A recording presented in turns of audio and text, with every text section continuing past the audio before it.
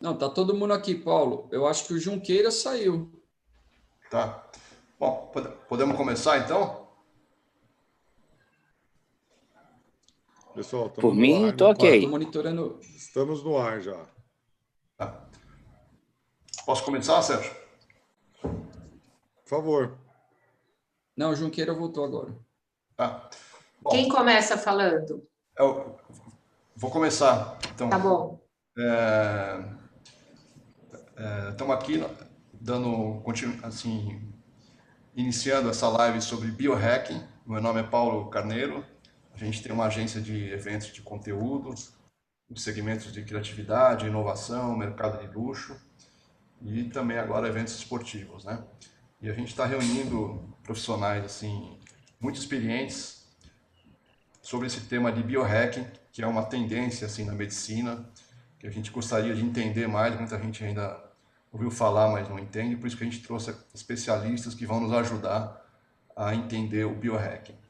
E para começar, a gente vai ouvir a doutora Vânia Assali, que é especialista nesse tema,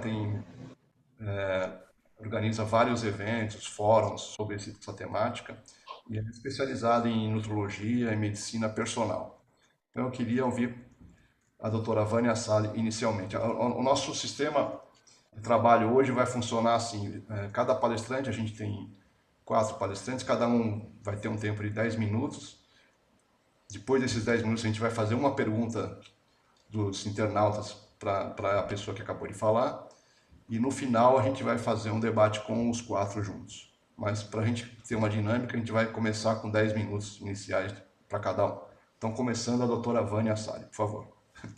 Olá, boa tarde, pessoal. Um prazer estar aqui com vocês. Esse tema é bastante encantador, é um tema que convida muita gente para questionar, de fato, o que é o biohacking ou o biohacking, de que maneira nós podemos olhar e interpretar o ser humano a partir dessa linguagem de mapear os eventos que acontecem como interferentes nessa escala da vida, naquilo que nós temos no nosso horizonte clínico, aquilo que nós vivemos interagindo no dia a dia.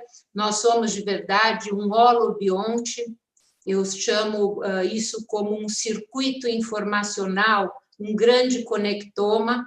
Então, nós somos uma grande matriz de informações que traz um modelo vibracional que se expressa no corpo, no comportamento, e nós buscamos ler todas essas interações através de modelos diferentes. Eu vou dividir com vocês um pouquinho o meu olhar diante dessa mudança que nós temos na medicina na era pós-genômica, aquilo que nós conseguimos abrir do nosso mapa informacional, dos nossos ancestrais, que é o nosso mapa genético, mas aí descobrimos que não basta saber sobre os nossos genes, mas saber sobre esse grupo de genes, como eles funcionam quando eles estão juntos e o que acontece quando nós incluímos um estilo de vida, e aí entra um pouco essa linguagem da medicina do estilo de vida personalizada, porque cada um traz uma mensagem ancestral, que nós chamamos de genoma. Temos os eventos epigenéticos, que é aquilo que aconteceu na mala de viagem que nós carregamos dentro do útero materno, com as informações do espermatozoide que chegou ali, levando recados daquela vivência paterna. E aí, como que nós tricotamos esse próximo indivíduo que será você? Então, você já imaginou como você foi tricotado?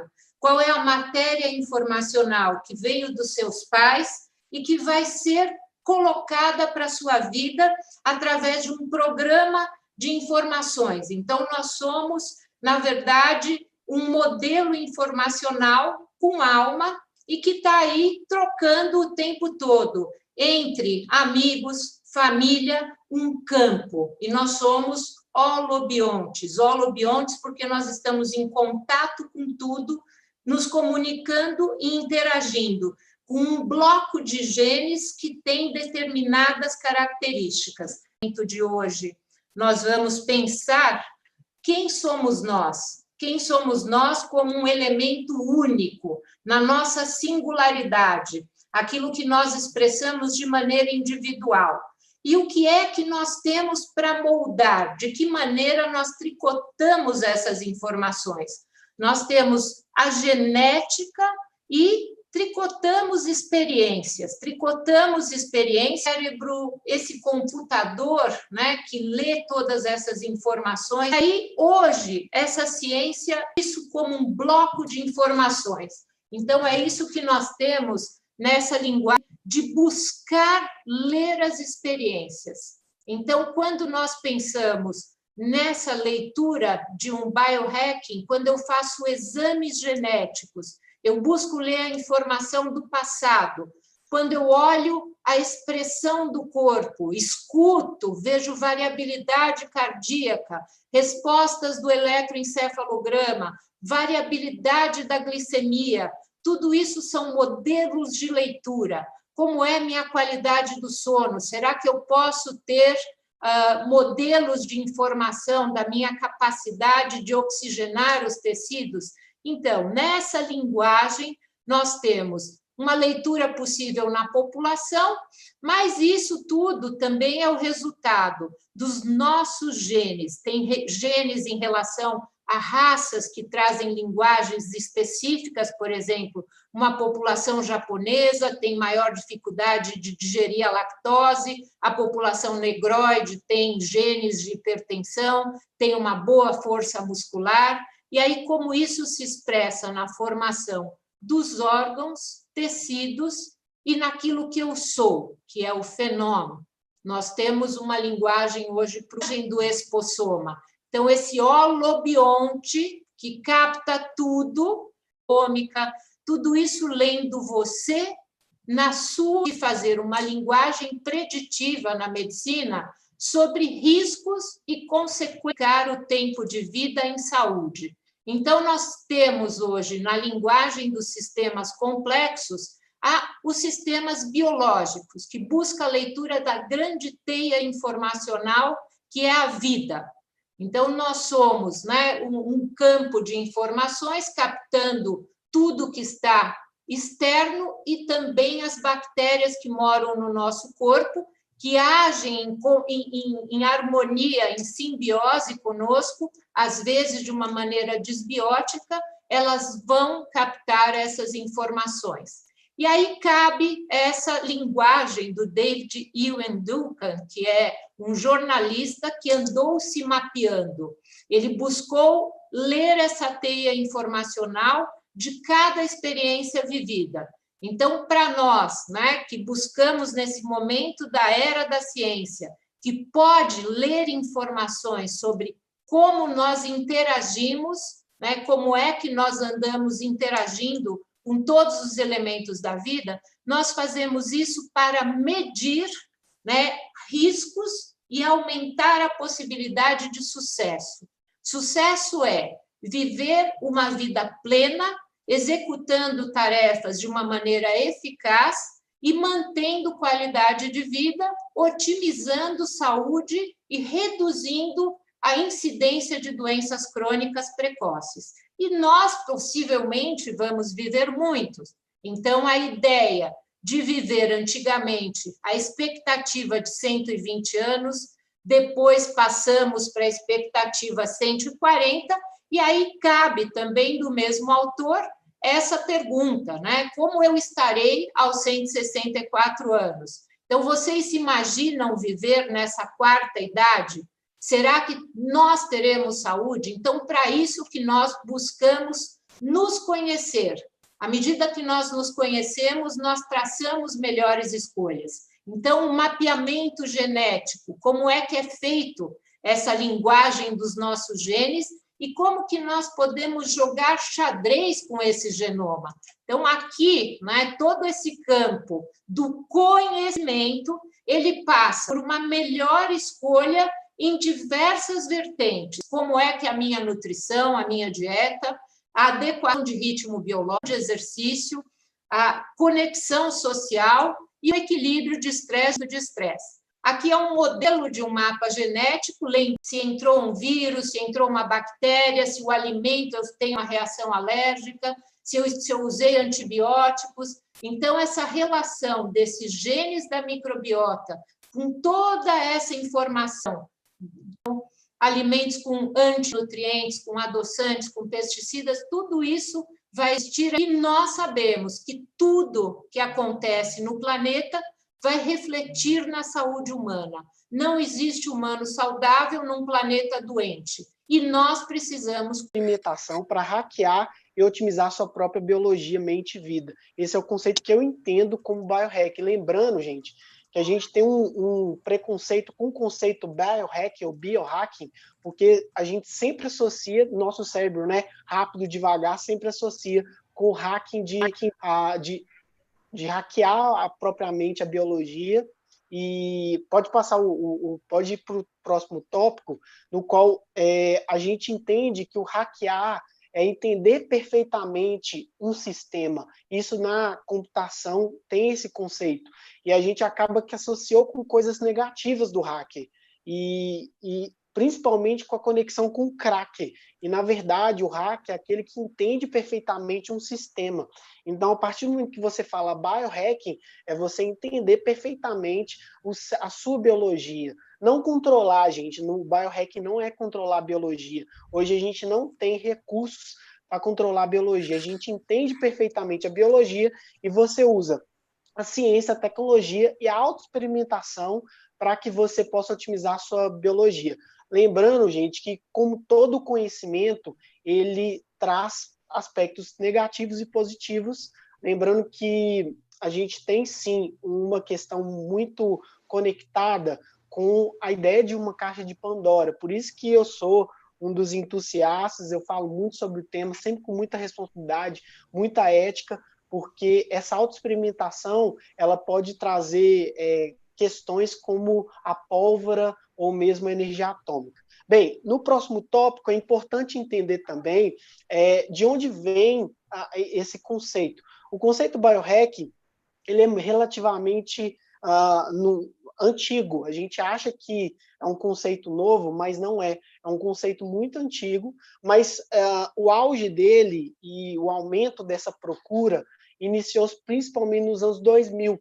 E eu sempre conecto com um movimento que é o Homebrew Club, na década de 70, no qual várias pessoas começaram a se juntar, a fazer meetups, a fazer encontros, com o único objetivo de ter como centro dos estudos o PC, o computador. E dali surgiram várias empresas, como o IBM, na verdade não, a Dell, a Apple. E aí, desde os anos 2000, o foco mudou. E talvez muitas pessoas não estejam observando, porque a inovação, quando ela acontece, quando todo mundo já está sabendo, não é inovação.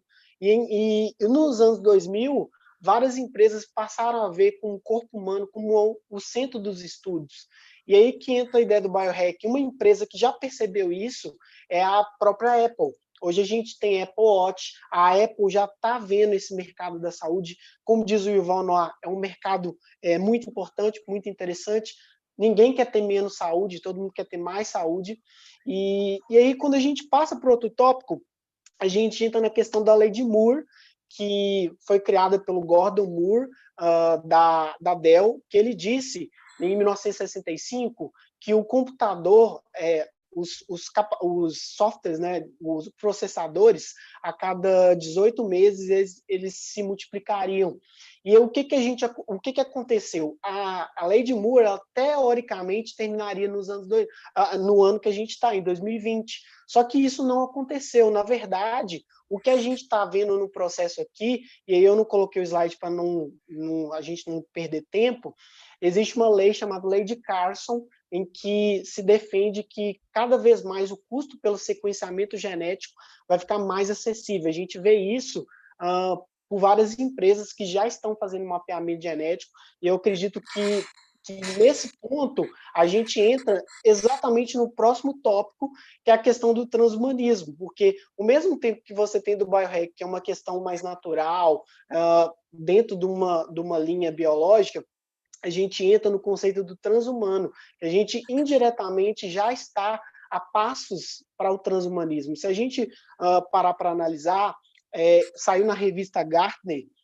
defendendo o aumento da capacidade humana, porque a gente já está prevendo, em algum momento a gente vai ter essa necessidade de aumento de capacidade humana, não apenas cognitiva. E eu posso trazer exemplos aqui, como o Neuralink, nessa imagem minha inicial do Neil Harbisson, que tem um vídeo do TED dele falando sobre que ele escuta as cores, porque ele nasceu com um distúrbio no qual ele não consegue ver as cores. E aí, isso tudo promove exatamente esse ponto aqui de aumento sensorial, aumento de funções biológicas, aumento da capacidade cerebral, o Neuralink com Elon Musk, aumento genético. Então, toda disrupção, ela acontece no primeiro momento sem regulamentação. É por isso que a gente está discutindo aqui esse processo, porque todas essas questões do aumento físico já é real. Tanto que já saiu na revista Gartner sobre o Human Augmentation, que é o aumento físico. Tá? E aí, quando a gente vai para outro ponto, outro tópico muito interessante também de citar aqui, é a questão do estágio que nós estamos evoluindo. Nós estamos evoluindo de uma forma que talvez a gente não tenha percebido, mas no primeiro momento a gente iniciou lá com aparelhos de audição e fomos evoluindo para contador de passos, smartphone. Hoje, gente, o smartphone é uma extensão do meu cérebro e existem estudos, eu venho da educação física, em que estudos demonstraram que jogadores de tênis, por eles terem uma carreira de mais de 10 anos, por exemplo, no cérebro deles, eles imaginam que a raquete é uma extensão do braço. E será que isso não está acontecendo com a gente com o smartphone? Muitas pessoas aqui, quantos números você consegue guardar? Quantas pessoas você consegue lembrar? Então, é algo para a gente começar a entender que nós estamos evoluindo tanto que o passo que o Ray Kurzweil, um futurista do Vale do Silício, do Google, ele defende que nós seremos híbridos, ou seja, humanos e máquinas. E hoje a gente está exatamente nisso aqui, ó, no computador interface com o cérebro. E aí, será que a gente não vai evoluir daqui a um tempo para ter mais complexidade com relação à terapia genética, transplante de cabeça, download da mente? Parece uma coisa futurística, mas será que a gente está tão longe assim? E aí eu trago uma frase, inclusive, do Ray Kurzweil, que ele fala: nós vamos nos tornar híbridos. Ele defende isso. Eu não vou entrar muito em detalhes aqui não, porque meu tempo está acabando, mas o fato é que a gente já está caminhando. Inclusive, uma das grandes discussões que eu acredito que vão ser do século XXI é as pessoas que vão querer ser transhumano e as pessoas que vão querer ser biohackers, ou seja, naturais, só com modificações, mas sem ser máquina. Então, são assuntos que a gente precisa discutir. No próximo tópico, agora a gente vai poder discutir melhor sobre essas questões. Fato é que nós já estamos muito conectados às tecnologias, a gente talvez não esteja percebendo, mas já é um caminho que a gente vem construindo pouco a pouco. Eu vou deixar meus contatos aqui também como tópico, para a gente continuar essa discussão aqui. Eu acabei a apresentação, acho que 1 minuto e 30 segundos antes, mas é só para dar uma pincelada mesmo, agradecer novamente todos e fazer uma conexão com o que a doutora Vânia falou, muito, muito legal, que é o input e o output, né? Entrada e saída. Na engenharia se fala input e output, na nossa... na saúde também há um input e output aí de entrada e saída de emoções, de alimentos, de exercício, de módulos operantes. Então, eu queria só agradecer e ficar à disposição para a gente continuar esse diálogo lindo aqui, tá bom? Valeu, Thiago. Parabéns aí pela apresentação. Beleza, obrigado. Nós vamos deixar repetindo, né, as perguntas ao final, com a nossa participação também, interação, minha, do Sérgio, do Paulo, do Sérgio Junqueira, né, e do Paulo Carneiro. No final, a gente também preparou algumas perguntas para vocês, junto com o que a gente colher ali pelo YouTube, pelo Instagram também, pelo Stories. E Beleza, vamos chamar compartilhei agora... aqui geral. Isso. Nós também estamos aproveitando e compartilhando esse momento, até pedir aí para quem está nos assistindo, se quiser compartilhar com amigos, família, é um conteúdo que ele passa por um tema muito geral, né, generalista, né, porque o biohacking envolve todas as áreas do nosso ser, né, não só a tecnologia de bits e bytes, mas também da ciência, da medicina, da espiritualidade, né, da nutrição. Então, é um tema muito complexo, né? E é como o Sérgio Cabral falou ontem, né? Inovação, quando você explica para alguém, ele entende, já não é mais inovação, né? Então, é uma frase muito interessante isso, né? Para reflexão, né? Quando a gente consegue explicar e alguém entende, você já tem que mudar o discurso, porque aquilo que você está explicando já não é mais inovação. Bem interessante, né? Então, vamos chamar agora a Karina Scapinelli, Rodrigo, nutricionista. antes da gente passar para a Karina, primeiro, boa tarde a todos que estão assistindo a gente ali no YouTube, na pessoa da doutora Vânia, da Karina, dou boa tarde também para os convidados. Só informar, nós tivemos problema com o nosso integrador, então quem estiver compartilhando nas redes através do Instagram, convide o pessoal para vir assistir no nosso canal no YouTube. Então, a gente está transmitindo agora só no YouTube, ok? Então, eu queria devolver para você, Rodrigo, ou para o Paulo, e aí já encaminhar para a Karina. Aqui no... o vídeo foi encerrado no Instagram, acabei de verificar. Tá ok. Então, eu vou convidar a Karina Scapinelli, né, nutricionista, pós-graduada em nutrição clínica funcional e esportiva funcional também, fitoterapia, nutrição ortomolecular com base em nutrigenômica. Né? Eu sou engenheiro da computação, esses termos são muito novos para mim, né, do biohack, então por isso que eu estou falando bem devagar aqui para não errar. Especialização em nutrição materna e infantil, atendimento nutricional em consultório próprio desde 2001, membro do Centro Brasileiro de Nutrição Funcional, sócia idealizada da empresa Divertimente Recursos de Apoio Educativos, proprietária do projeto Laboratório dos Sabores. Seja bem-vinda, Karina, por favor. Obrigada, agradeço de coração pelo convite, é um grande prazer estar aqui, podendo dividir um pouquinho com vocês de tudo aquilo que a gente vem vivenciando e aprendendo com toda essa ciência, né? Com certeza. Eu sempre estou escutando vocês e aqui vem muito forte na minha cabeça que a alimentação é uma das melhores estratégias quando a gente começa a pensar na expressão desses genes, como que eu quero que eles trabalhem, né? Para que eles trabalhem no seu melhor, eu preciso sim cuidar da minha alimentação. E uma pergunta que eu quero fazer aqui para todos, né? Para a gente refletir juntos, como era o hábito alimentar dos nossos avós? E como anda hoje o nosso hábito alimentar? Como está o hábito alimentar das nossas crianças? Com quantos anos essas crianças já entram em contato com ultraprocessados e tudo mais? Porque uma coisa que a gente não pode se esquecer, né? Que os alimentos são mensagens para o nosso corpo e a cada garfada uma mensagem que nós estamos mandando. E como a gente pensa em cuidar do nosso organismo e em ser realmente, usar as estratégias para que a gente possa trabalhar na nossa melhor biologia. Nós temos cada uma a sua, mas eu preciso trabalhar na melhor. Então, eu quero começar dividindo com vocês aqui algo muito importante, porque se a gente quer cuidar do nosso corpo, eu preciso cuidar da minha microbiota. A doutora Vânia falou sobre isso. Eu acho muito importante a gente entender esse detalhe, tá?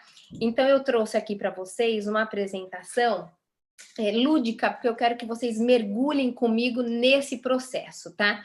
Então, nós estamos lá no nosso intestino, né?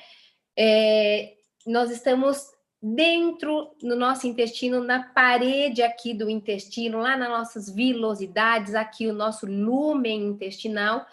E o que acontece? Ali moram bactérias, bactérias boas, bactérias ruins, vírus, fungos, uma biologia presente ali. Mas as bactérias, elas são determinantes para o nosso estado de saúde ou doença, porque nós sabemos que nós temos mais DNA de bactérias do que de células, então elas determinam muito de como está o nosso estado de saúde. E quem determina essa nossa microbiota, claro que isso tudo acontece lá atrás, desde a fase intrauterina, se essa criança foi amamentada ou não, os 2 primeiros anos de vida definem a nossa microbiota para o resto da vida, qual vai ser a nossa impressão digital da nossa microbiota. Mas se essas bactérias vão se desenvolver, crescer e trabalhar no seu melhor, depende das nossas ações. Então, eu quero que vocês reflitam junto comigo como andam essas ações, né? Nós estamos num ambiente hoje muito estressante, realmente essas questões, muita informação, e a gente está no mundo capitalista, e a gente sabe que o estresse, ele é um dos fatores que mais agride essa nossa microbiota intestinal. E o estresse desequilibra realmente nosso sistema, então a gente precisa tomar cuidado como que anda essa relação. O estresse, né, gente, pontual, ok, ele faz a gente evoluir, ele nos ajuda a se adaptar ao meio. O problema é o estresse crônico que a gente anda vivendo, né? O sono também é muito importante para determinar essa nossa microbiota. Sono não é luxo, o sono é fundamental para a nossa vida. E as pessoas hoje estão com privação de sono, as crianças estão vivendo essa situação, esse monte de luz, essa luz azul, são as telas, e a nossa qualidade de sono fica ruim. E com certeza nós temos uma produção mais baixa de melatonina, esse hormônio que equilibra muito a nossa imunidade e que ajuda a recuperar o nosso corpo durante o sono, que a gente guarda todas as informações e como anda a nossa memória. Então, o sono realmente é muito importante. O hábito alimentar, né, gente? Então, a pergunta que eu fiz, como era o hábito alimentar da sua avó e como anda o seu hoje? Será que a avó se alimentava de trash foods, né? Os fast foods, os aditivos químicos? A gente sabe que aditivo químico acaba com a nossa microbiota, realmente intoxica o nosso organismo, atrapalha nosso processo de detox, de limpeza. Nós somos aquilo que, a gente brinca, nós somos aquilo que comemos. Não, nós somos aquilo que absorvemos e eliminamos. Então, tudo isso atrapalha esse processo. Então, como anda o seu hábito alimentar? Xenobióticos, né, gente? É a questão de poluentes, agrotóxicos, o cigarro, a bebida alcoólica. Isso vai, sim, prejudicando o nosso sistema e prejudicando a nossa microbiota. A mastigação são simples ações que podem sim ajudar a gente ter o nosso equilíbrio, trabalhar dentro do nosso melhor, né? Tudo bem, temos os nossos genes, mas vamos ajudar, fazer com que eles se expressem da melhor forma. E às vezes são simples ações. A mastigação, ela é fundamental. Por quê? Porque nós consumimos proteínas, mas absorvemos aminoácidos, nós consumimos amidos, mas absorvemos glicose, então tudo tem que ser quebrado, tudo tem que ser muito bem processado. E se essa pessoa anda consumindo muito antiácido, o próprio antibiótico, eu vou prejudicando todo esse processo. E se eu não absorvo esse alimento corretamente, eu posso desenvolver, sim, processos de alergias, né? Alergias alimentares, por conta do meu organismo não reconhecer aquilo como nutriente. Tem alimentos que têm um potencial maior alergênico. E essas ações, ó, gente, então, estamos aqui diante desse cenário, você está montando aí seu contexto de vida, e se ele está próximo disso, você está colonizando o teu intestino com bactérias patogênicas, que isso leva a uma disbiose. Eu saio do equilíbrio eubiótico e passo para uma disbiose. E o intestino, ele é um muro. Então, ele define quem entra e quem sai do nosso organismo. E nesse processo, eu estou perdendo toda essa capacidade de selecionar. Tudo que passa do meu organismo tem que passar intracelular e não paracelular. Então, as junções do intestino se rompem, e aí eu começo a absorver toxinas e aumenta processos inflamatórios. E isso vai gerar danos à nossa saúde, né? Quantos pacientes dentro do nosso consultório com esteatose hepática, com problemas de síndrome do intestino irritável, doenças autoimunes, sistema nervoso, esse desequilíbrio, né? Bipolaridade, ansiedade, depressão, a saúde comprometida como um todo. E claro, gente, toda ação tem solução, eu consigo virar esse jogo. Então, o estresse não vai deixar de existir, mas o que você faz para ajudar esse estresse faz toda a diferença. Você tem o teu momento, a meditação, o lazer, espiritualidade. Então, para tudo a gente tem a solução. Para a gente conseguir recuperar e ter uma microbiota saudável e uma saúde consequentemente melhor. E agora eu vou me atentar um pouquinho a essa parte da alimentação, né, gente? O quanto isso é importante. Eu trouxe aqui a imagem de um prato para a gente ficar fácil de fixar na hora de comer, tá? Claro que a gente sabe que nós precisamos dos macronutrientes, proteínas, carboidratos, vitaminas, minerais, tá? Não vou me prender aqui aos grupos alimentares. Uma coisa muito importante, a doutora Vânia falou, qual é o índice glicêmico do meu alimento, qual é a energia, o combustível que eu estou colocando no meu prato, isso é fundamental, né? Quanto de proteína eu estou colocando e qual é a qualidade dessa proteína. Mas eu quero me prender aqui aos grupos que a gente chama de reguladores, e eu tenho na minha cabeça muito forte que esse grupo seria os consertadores do nosso corpo. Por quê, gente? Porque nossas células, elas são como maletas de ferramenta. Quanto mais variedade de ferramenta eu tiver nessa minha maleta, mais eu conserto aquilo que precisar, uma expressão genética, mais eu vou corrigir esses danos. Então, pensem sempre quando vocês forem montar um prato, em trabalhar com cor e sabor.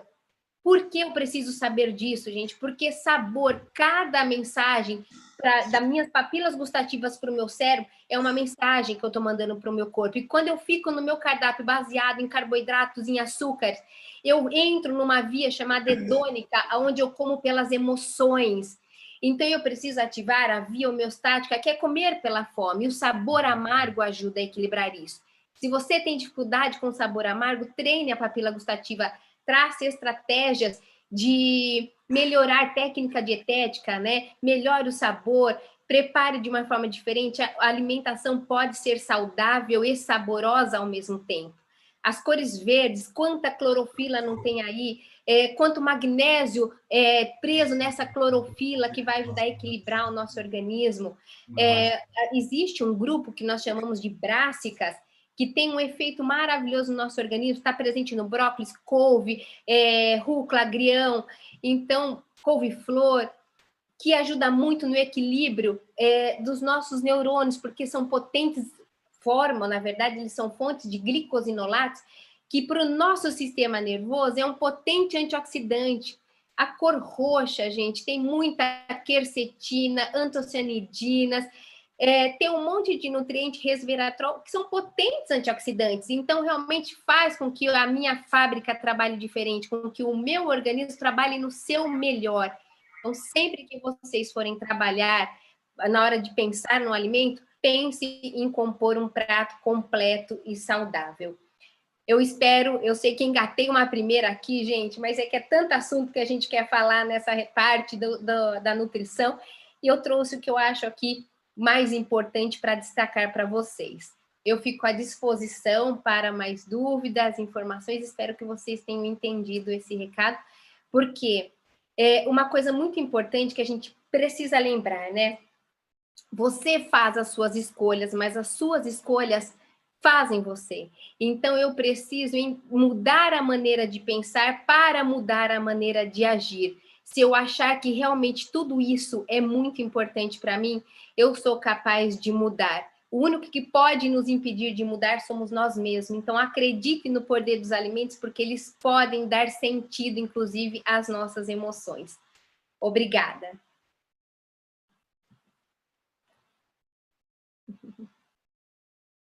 Muito bom, doutora Camila, né? A gente fala doutora Camila, mas né, vocês Karina, podem nos corrigir.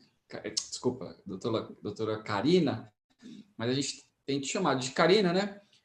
Quando claro. a gente, eu sou engenheiro, mas quando a gente vê algum profissional Desculpa, o meu vídeo estava desligado, né? Um profissional falando dos aspectos de medicina, de nutrição, está nos passando algo mais científico, né?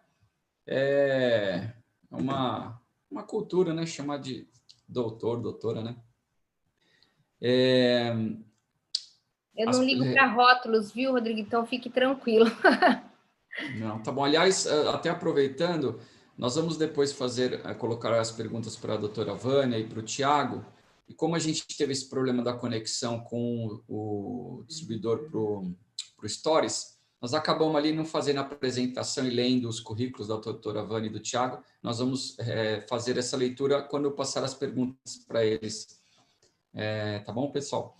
E até me pedir essa ajuda para eu poder fazer a apresentação do Sérgio e da Karina, né? Enquanto o Junqueira está tentando ver se normaliza também lá no Stories.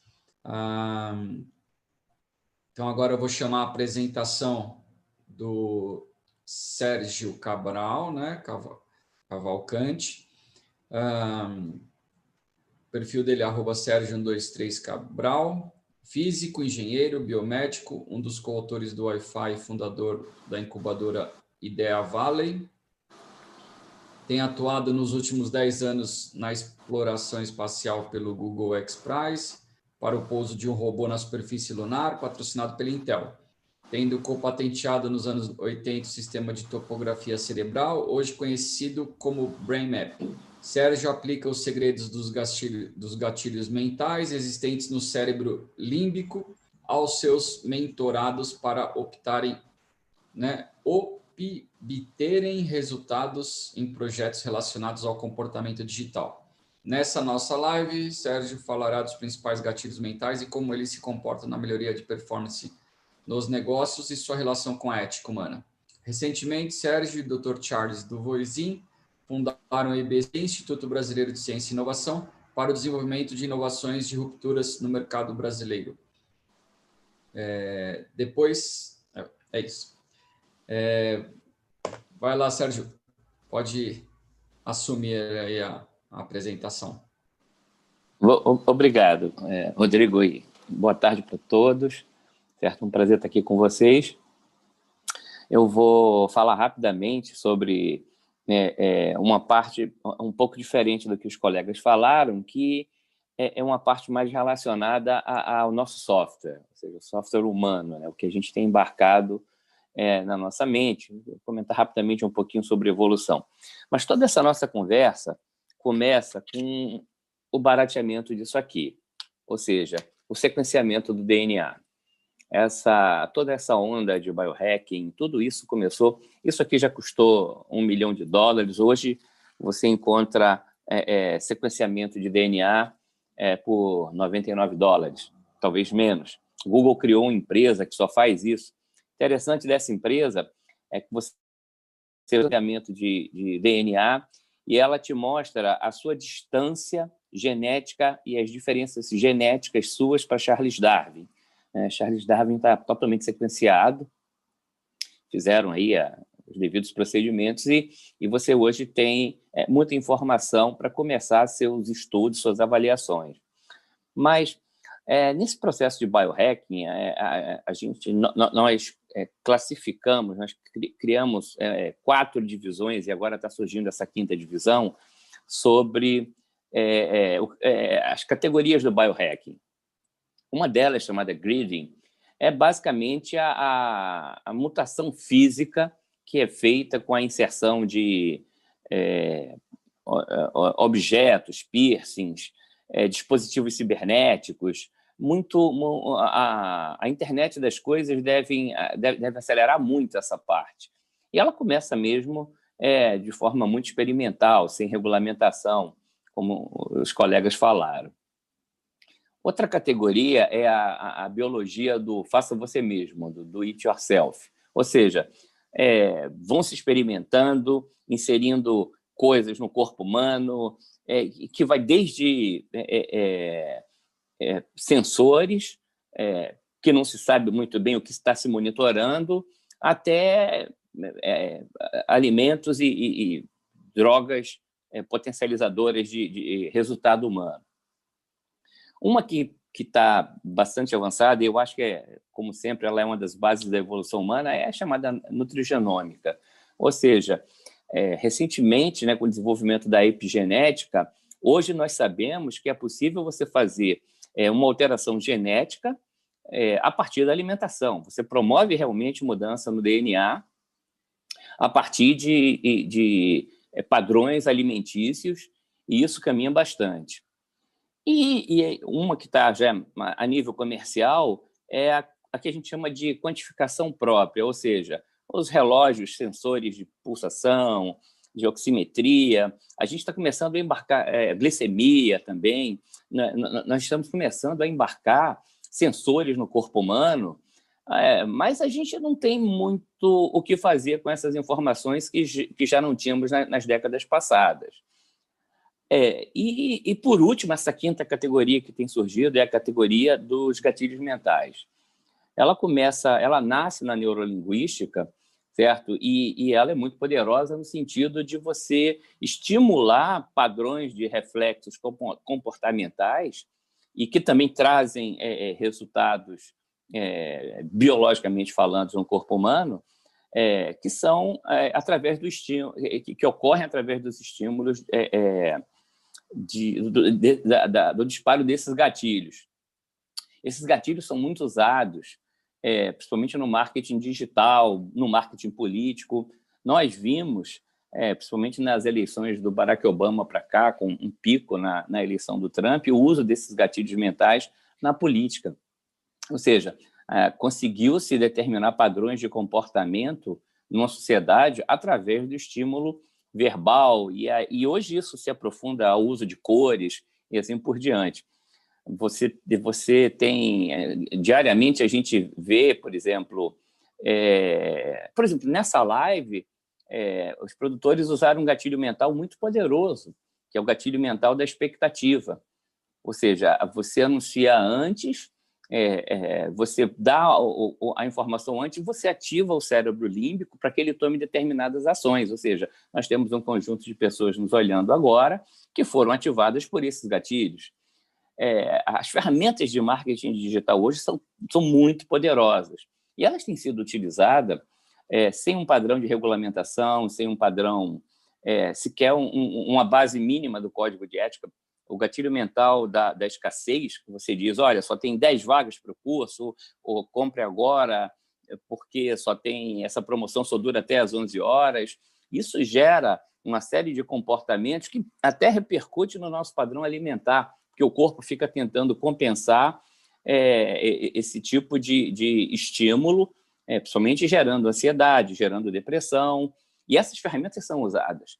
O grande problema e o grande perigo que a gente vive, o primeiro é a falta de informação. É importante que a sociedade saiba que ela está sendo manipulada sobre o poder desses gatilhos, que tem o seu lado bom. Por exemplo, você pode usar gatilhos mentais para estimular a maior produtividade, para incentivar seus filhos ao estudo. Você pode usar, tem todo um lado positivo no uso desses gatilhos. Tanto que eles são plantados no que a gente chamava antigamente de instinto. Esses gatilhos estão bem arraigados lá, pois são muito importantes para a sobrevivência da espécie. Mas a gente precisa aprender a se defender deles, né? Ou seja, o potencial que eles têm no comportamento humano é gigantesco. Você movimenta uma sociedade de 200, 300 milhões de pessoas com meia dúzia de palavras ou informações.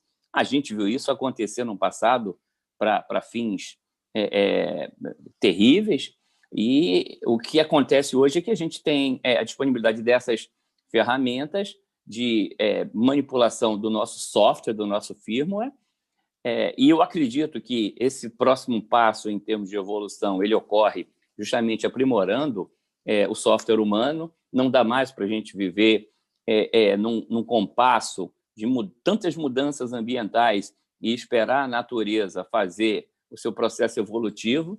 Ou seja, os próprios postulados de Kurzweil, Vernon Vinge, que cunhou o termo singularidade, a exponencialidade do uso da tecnologia, está nos trazendo uma série de opções e que o ideal seria que isso fosse decidido em conjunto de uma forma mais ampla dentro da sociedade, e não nos laboratórios mais experimentais. A gente tem muito receio disso. Então, eu gostaria de deixar aqui essa mensagem de um pouco mais de atenção sobre os gatilhos mentais, aonde isso pode chegar, o uso positivo desse tipo de ferramenta, e que vocês passem a observar mais, principalmente nas mensagens que nos chegam através das mídias, da própria internet, sobre o quão nós estamos sendo manipulados, o nosso software está sendo alterado. Acho que, dentro de muito em breve, com o uso da inteligência artificial, a gente vai ter a capacidade de acelerar muito os resultados e transformar e explorar o nosso poder cerebral, né? Porque a gente tem determinados bloqueios, travamentos a nível de pensamento, que essas ferramentas de gatilhos mentais vão terminar, por fim, nos desbloqueando. Em parte, isso já ocorre nas terapias convencionais, mas isso vai atingir um nível de potencialidade muito grande. Eu acho que teremos terapeutas cibernéticos, teremos uma máquina de inteligência artificial trabalhando com a nossa plasticidade cerebral, e isso vai ser um ponto de ruptura muito grande nessa fronteira homem-máquina, híbridos. Híbridos nós já somos, né? Na medida do momento que a gente colocou a primeira prótese bancária, nós ficamos híbridos. O problema é que essa hibridização, a gente está discutindo ela apenas ao nível do corpo humano, mas essa hibridização vai acontecer a nível de software, a nível de pensamento, certo? Então, bom, eu gostaria de deixar, meu tempo já está se esgotando. Um grande abraço aí para todos e estamos à disposição. Sérgio Cabral Cavalcante, pela apresentação. E, Paulo, você quer abrir para a gente para a rodada de perguntas? Você quer fazer algum comentário antes? Teu microfone está mutado. Não, Rodrigo, vamos começar a fase de perguntas. Você apresenta formalmente a doutora Vânia e faz a primeira pergunta para ela que a gente já tem aí. Depois a gente continua com os demais, né? Tá bom? Tá ok. Então, vamos lá. E do Thiago, você também quer que eu faça a apresentação? Ou do Thiago foi feita?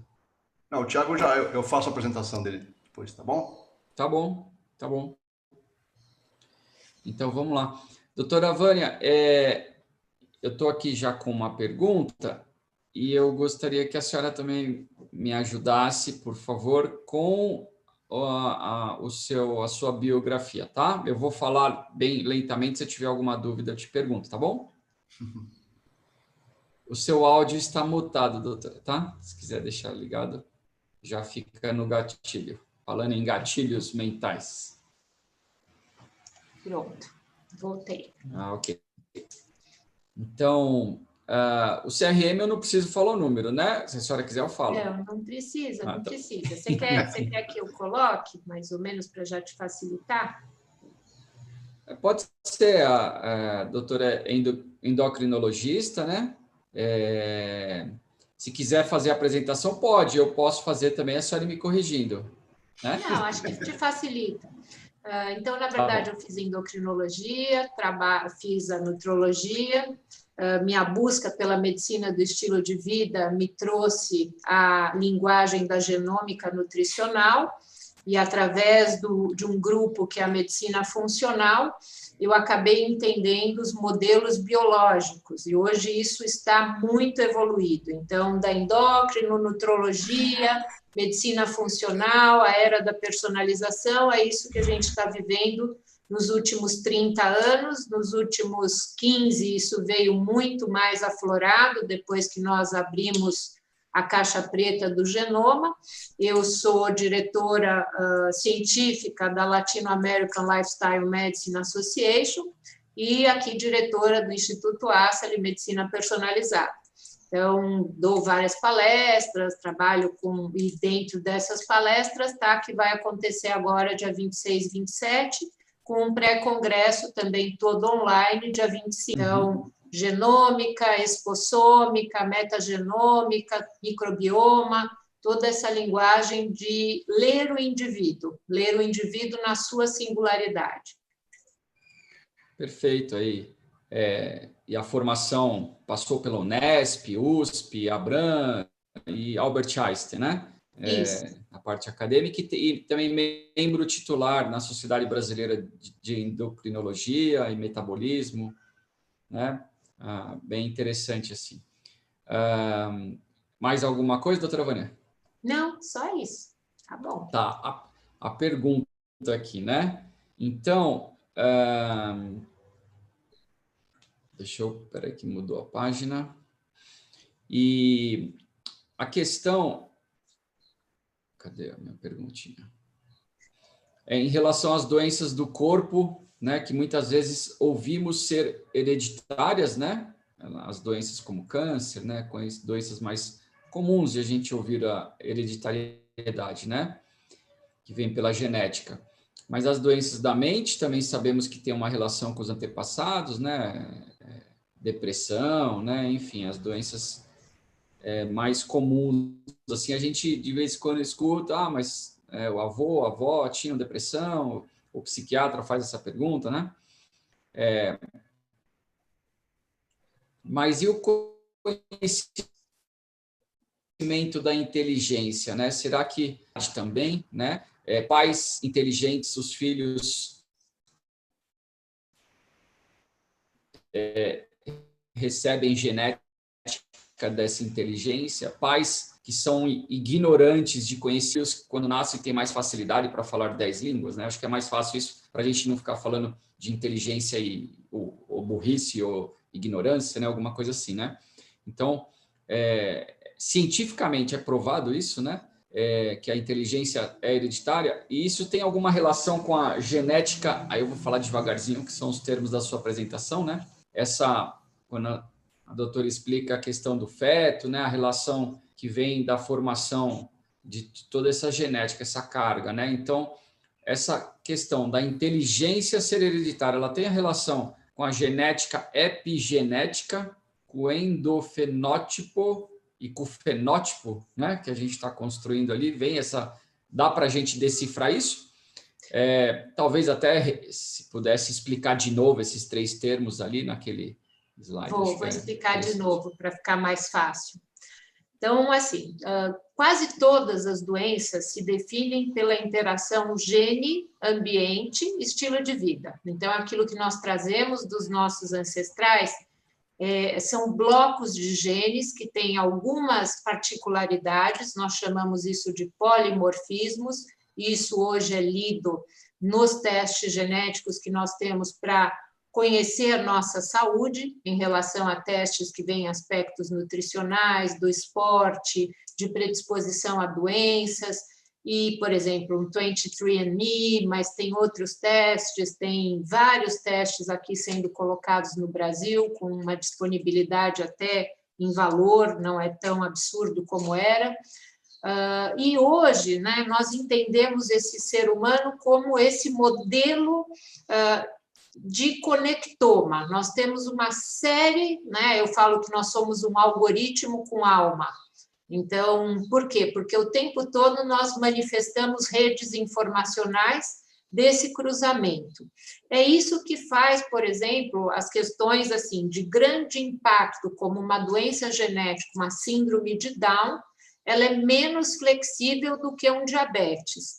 O diabetes é uma doença que nós chamamos de poligênica, é um grupo de genes, é uma turma de genes. E existem genes que andam próximos, nós chamamos de vizinhança genômica.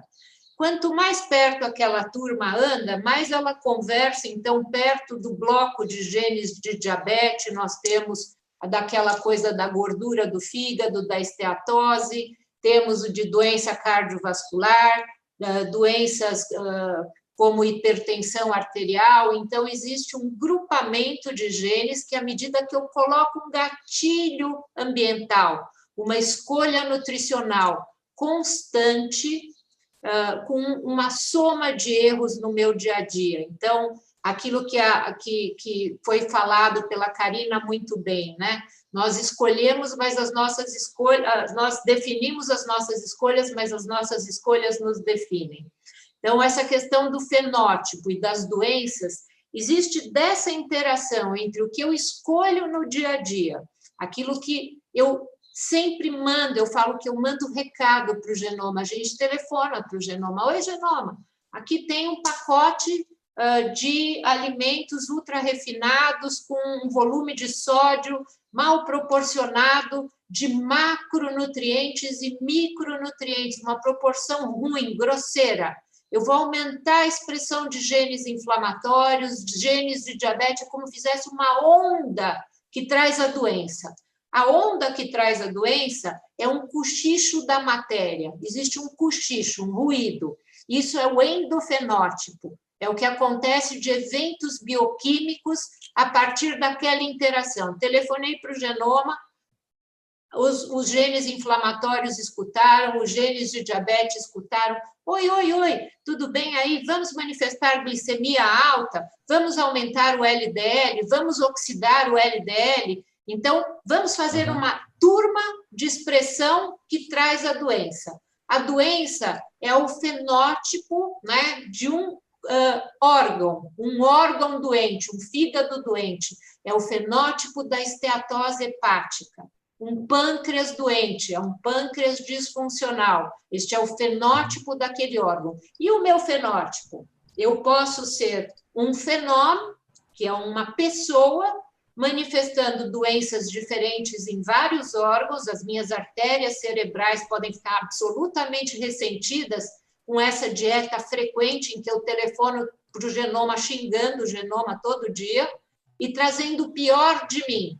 E aí eu me transformo numa pessoa que era para ter um índice de massa corpórea de 25, um grau de adiposidade, o volume de gordura, né, visível ou não visível, a gordura interna. Eu posso manifestar isso no meu fenótipo, eu inteira.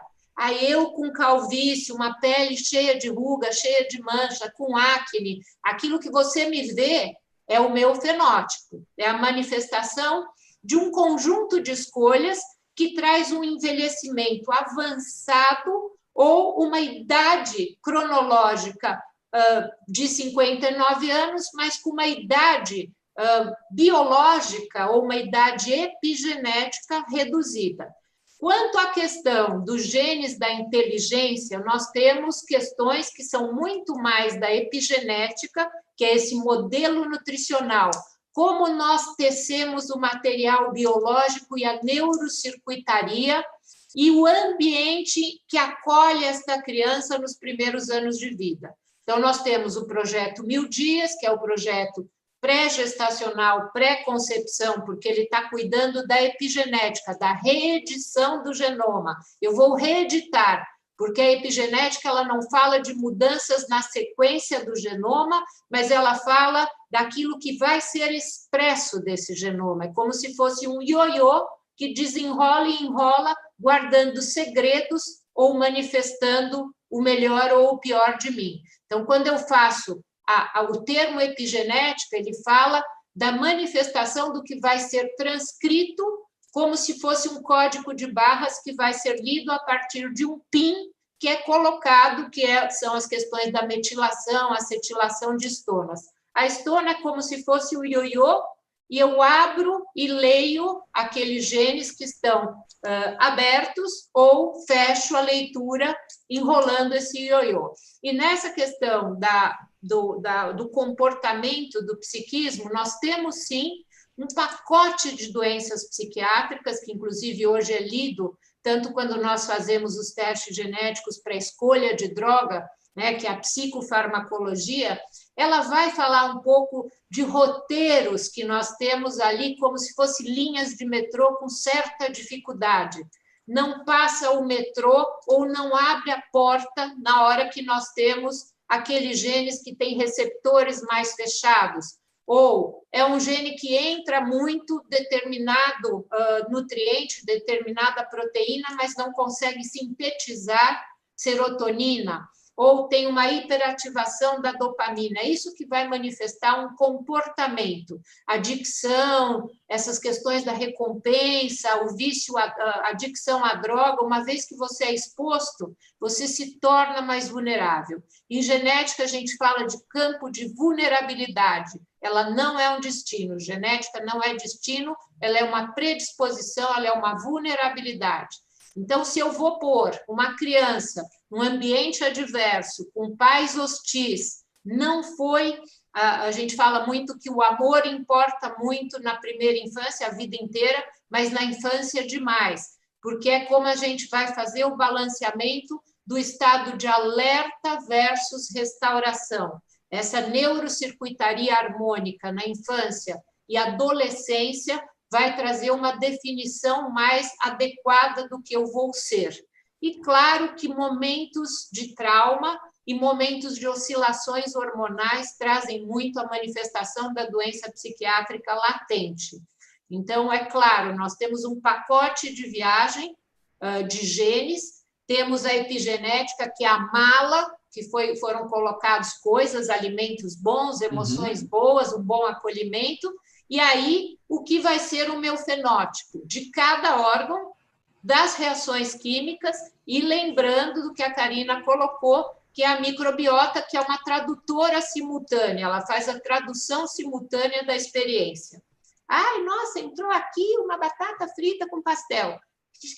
Ficam conversando, fazendo ruído informacional, inflamam também a parte cerebral, quero mais batata, quero mais pastel.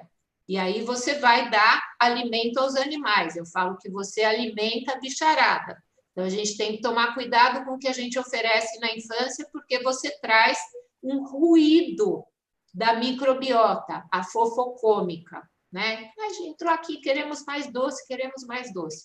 Então, sobre inteligência, uma questão, assim, cultura e inteligência são aspectos diferentes. A gente pode trazer isso muito mais no campo da epigenética. E a genética determina, talvez, capacidade cognitiva, mas o treinamento, que é o que o Sérgio coloca, a visão de poder modificar, isso a gente chama de flexibilidade fenotípica. Eu posso modificar sempre para algo melhor do que eu vim, ou para pior do que eu cheguei, tá?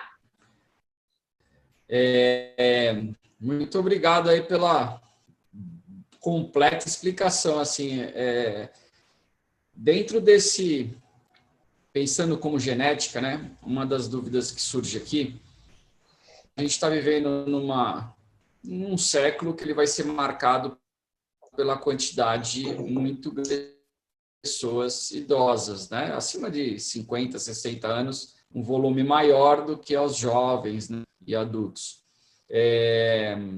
Que seria um recorde, né? Como nunca foi visto isso na história. Como que um jovem, né, um adulto hoje pode se preparar para esse futuro, né? Para ele ter uma capacidade física e mental maior do que ele vê hoje com os seus avós. Hoje a gente vê pessoas de 70 anos, 80 anos, né, na maioria das vezes, mas com problemas de mobilidade física, né, eventualmente também com problemas mentais, né. É claro que tem exceções, né, de pessoas com 85 anos que são super lúcidas, praticam esportes, mas a gente tem uma imagem diferente dos idosos, né? Até as pessoas não gostam de ser chamadas de idosos, né? Por causa desse estereótipo, né? O que a gente poderia fazer hoje com esses conhecimentos todos que existem, né? Na genética, né? Acho que assim, é uma pergunta bem objetiva, né? Existem os estudos que são do Blue Zones, que são as cidades modelo em termos de centenários saudáveis. Não adianta você ser um centenário acoplando uma série de doenças crônicas nos últimos 30 anos da sua vida. Então, dos 70 aos 100 anos, dos 70 aos 125, se você carregar um pacote de doenças crônicas, isso não é viável para você, nem para a família, nem para as questões sociais, políticas, econômicas. Então, Isso é um problema mundial, nós temos o aumento da expectativa de vida e nós buscamos aumentar a expectativa de saúde, aquilo que é chamado de envelhecimento bem-sucedido. Nessa teoria da Blue Zones, o Dan Bittner, que faz esses estudos, mostra o que tem de comum nesses indivíduos da população centenária, e aí, nessa leitura do biohacking, foi visto que existem coisas que são muito simples. Uma alimentação saudável, não comer muito. A alimentação, reduzir o volume do prato em torno de 30%, melhorar a qualidade. Ofertar preferencialmente uma dieta baseada em vegetais, legumes, frutas, que é o plant-based ou uma dieta mediterrânea. Então, o alimento menos processado, menos industrializado, menos empacotado. Buscar fazer exercícios espontâneos, não precisa ser academia, mas uma atividade em movimento. Estar participativo em alguma comunidade, trazendo aquilo que é uma referência de pertencimento e acolhimento do grupo.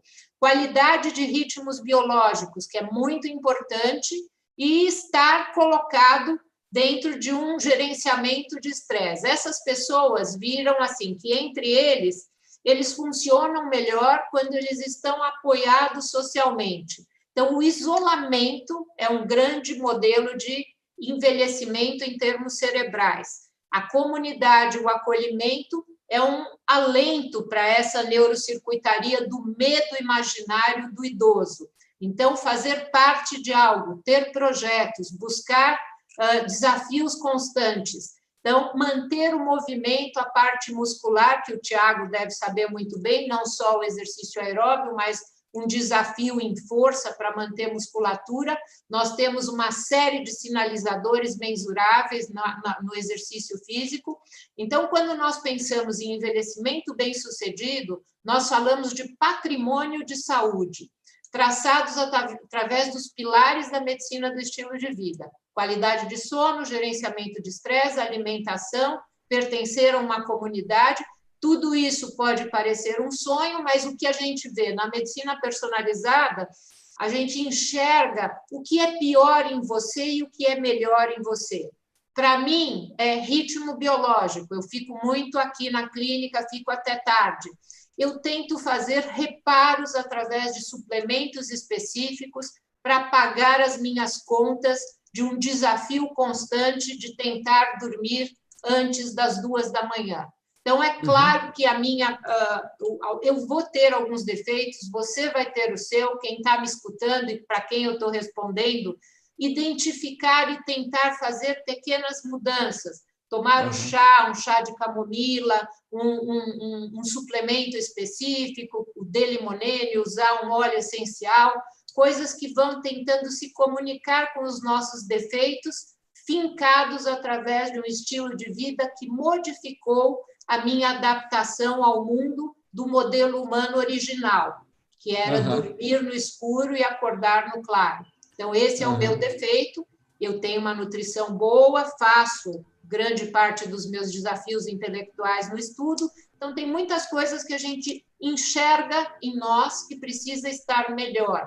E essa melhora é progressiva e negociada. Patrimônio de saúde se constrói no período intragestacional, mas a todo tempo ele é modificável por um estilo de vida e dentro do reconhecimento da vulnerabilidade e da sua singularidade. Aí entra o biohacking, o biohacking dentro dessa linguagem. Eu durmo mal. Isso é um biohacking meu. Eu durmo mal. O aplicativo mostra, você dorme mal. Você se mexe pouco, tá? Durante o dia, levante da cadeira. Tudo isso são tentativas de corrigir um fenômeno que me modifica, trazendo doenças, osteoporose, por exemplo. Então, é isso.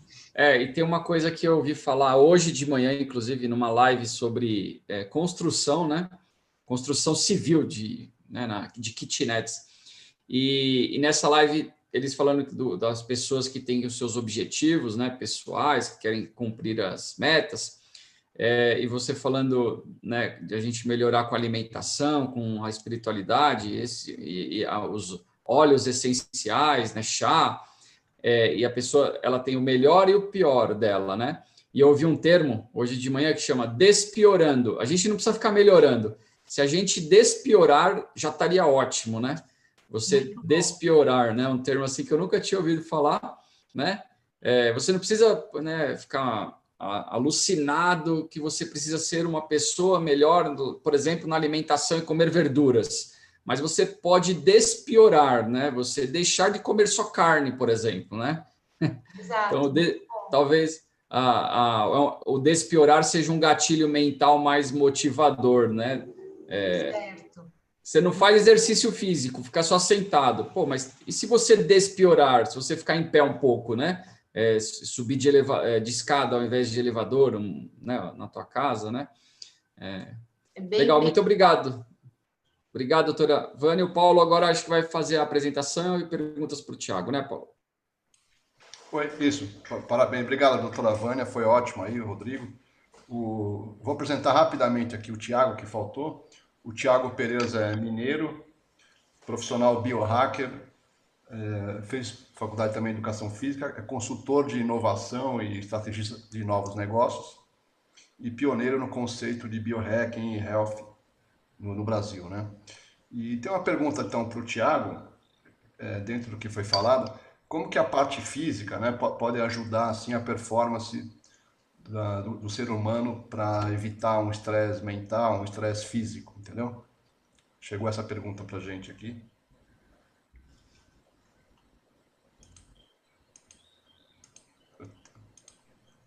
O microfone dele está desligado, Tiago. Obrigado, Paula, aí pela apresentação. Ótima pergunta. Inclusive, vou pegar um gancho com a doutora Vânia, que ela falou do algoritmo humano, né? Eu sempre falo que nós somos algoritmos moldados pela lei da selva. Então, automaticamente, muitos desses processos, a gente precisa fazer esse back to basic. Isso inclui também atividade física, no caso, o movimento.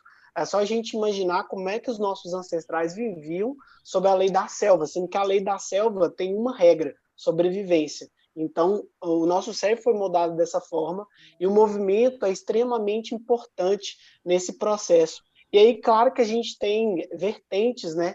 Há atividades musculares para ganho de massa muscular, melhora de qualidade de vida. A gente tem também aspectos relacionados à atividade aeróbica, que aumenta BDNF, e estimula a neurogênese, aumenta neurônios. Então, assim, tudo depende da estratégia, que nem a doutora Vânia falou, depende da necessidade, depende do seu mapa genético, né? Você precisa saber qual tipo de atividade talvez pode ser prejudicial por expressar algum gene que é prejudicial à sua vida. Agora, basicamente, o movimento, eu diria, hoje, muitos estudos defendem a atividade aeróbica, mais até que atividade muscular. Na verdade, o ideal seria você juntar esses movimentos assim de forma que você faça atividade aeróbica em conjunção com a questão muscular. Lembrando, gente, que a gente tem muitas pessoas que vivem em grandes capitais. Então, eu já morei em Belo Horizonte, em São Paulo. Então, o que eu vejo? A gente tem a gente é um algoritmo moldado pela lei da selva, um algoritmo orgânico que vive o nosso corpo não entendeu que a gente saiu da lei da selva. Então, a gente ainda acha isso. Então, às vezes, um momento que o seu celular vibra, ontem mesmo a gente estava falando sobre isso, às vezes o seu celular vai vibrar na sua cabeça, às vezes, pelo processo que a gente teve moldado pela lei da selva, a gente vai associar diretamente como se fosse um predador, mas na verdade não é, é o celular. Então, a gente precisa, sim, rever e conversar sobre isso. A própria questão das redes sociais tem feito isso com a gente. A rede social, ela foi criada muito para gerar dopamina para a gente. Então, a gente precisa, sim, deixar de ser manipulado e passar a vivenciar melhor essa realidade. Mas eu acredito que eu tenha respondido. O movimento, na minha visão, não puxando sardinha para a minha primeira formação, mas a atividade física é uma ferramenta muito biohacking mesmo para muitos dos processos hoje, desde doenças mentais à questão física mesmo, né? Diabetes, hipertensão, que são dislipidemias e processos, doenças crônicas, né? Paulo, liga o seu áudio. Tá. Rodrigo, deixa eu fazer. Chegou uma pergunta aqui para a doutora Karina, da Regiane Terracini. Doutora Karina, os pós-brancos, os inimigos do ser humano, né? Açúcar, sal e a farinha. Nunca pode comer? Como é que é essa... Como que a gente pode fazer? Olha, eu sempre digo que o saldo positivo tem que ser sempre maior do que o negativo, né? Como a conta no banco. Se você está sempre ali pegando e nunca coloca, a conta vai chegar, né? Então, se eu estou só colocando, até brincando no prato que eu coloquei, eu não sei se vocês repararam, mas a porção ali de verduras e legumes tem que ser muito superior aos outros alimentos. Então, como que está essa sua conta, né? Você tem usado eventualmente, esporadicamente, ou tem sido a base do seu cardápio, né? Então, a gente precisa olhar num todo como que está sendo isso, porque as mensagens estão chegando a todo momento, né? E é claro que uma coisa é muito importante, individualizar, né? Tem pacientes que, num primeiro momento, se ela quiser realmente mudar aquele gatilho, aquela doença que ela está vivenciando, ela vai precisar passar por um momento de mudança um pouco mais extremo, né? A partir do momento que a pessoa tem uma saúde, que ela está bem e o organismo dá conta de tolerar e de recuperar aquele estrago, ok, a gente está consumindo eventualmente, mas tudo realmente numa questão individualizada. Então, depende, né, de como você está ali, no seu estado. Você pode... Alô, Rodrigo? Oi, Paulo. Você tem uma pergunta para o Sérgio, né? Tem para o Sérgio e chegou uma para o Tiago também. Deixa eu fazer mais uma para o Tiago, tá. Que é em relação ao cérebro, né? O nosso cérebro é o maior sistema de criptografia que existe, né? Porque ninguém consegue cortar com bisturi o cérebro e ler o que estava gravado lá dentro, né? É uma caixa que, quando a gente morre, tudo que está com a gente morre. Mesmo a gente vivo, é difícil entender o que está acontecendo dentro do cérebro. Mesmo com eletroencefalograma ou com aquelas bolachinhas que ficam vendo os nossos impulsos eletrônicos, né, elétricos, você não consegue entender a informação que está lá dentro. Nem o que está gravado e 99% você também não entende qual é a decisão que está sendo tomada ali. Você consegue perceber, talvez, que a pessoa está nervosa ou está calma, né? Mas você não sabe se a pessoa, se eu falar assim, banana ou uva, e eu decidi na minha cabeça por uva, é difícil, por eletrodos, você captar essa informação, né? Mas o laboratório do Nicoleles, acho que Rio Grande do Norte, né?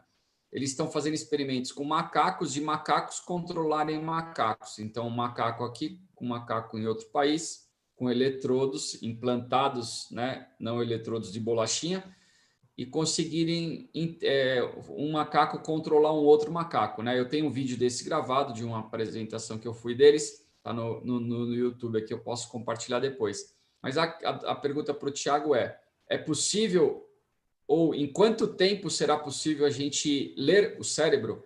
Porque eu acredito que uma hora nós vamos conseguir ler, né? Só a medicina avançar com eletrodos lá dentro do cérebro, não é possível que a gente não consegue entender. Se a gente lê todo o Sérgio Cabral mostrou aí, Sérgio Cabral Cavalcante mostrou o DNA por $99, decifrado, talvez um dia a gente consiga decifrar partes do cérebro, né?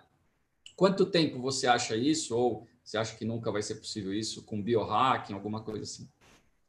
Ô, Rodrigo, pergunta excelente essa aí. E, cara, o Ray Kurzweil, que é um dos futuristas, ele imagina que entre 2030 e 2050 vai ser quando a gente vai conseguir acessar, igual você falou, o nosso cérebro tem um sistema de criptografia assim, absurdo, então é difícil saber o que a outra pessoa está pensando. Claro, existem alguns processos, existem linguagem, né?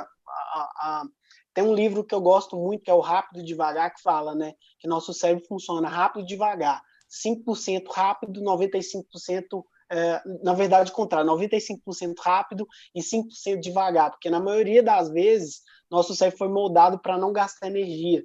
Então, a gente tende a automatizar muita coisa, inclusive padrões comportamentais negativos. Na minha visão e pelo que eu vejo, hoje já existe eye tracking, já existe também para medir as ondas cerebrais. Então, que nem eu falei da questão do Lady Carson, que o teste genético hoje está super acessível, inclusive o Ricardo De Lázaro tem feito um trabalho super legal no Brasil com a Genera, que é, se eu não me engano, acho que é R$200 para você ter um mapeamento genético seu bem bacana. Então, já existe um movimento cada vez maior pelo entendimento perfeito da máquina humana, né? Inclusive, o Sérgio falou algo que eu gosto muito, que é o Quantify Self, né? Que é o autoconhecimento por dados. Inclusive, eu sou muito fã, porque cada vez mais a gente tem mais equipamento, né? A gente tem Smart Band, a gente tem equipamentos mais acessíveis para medir todo tipo de dado do nosso corpo. E, inclusive, eu gosto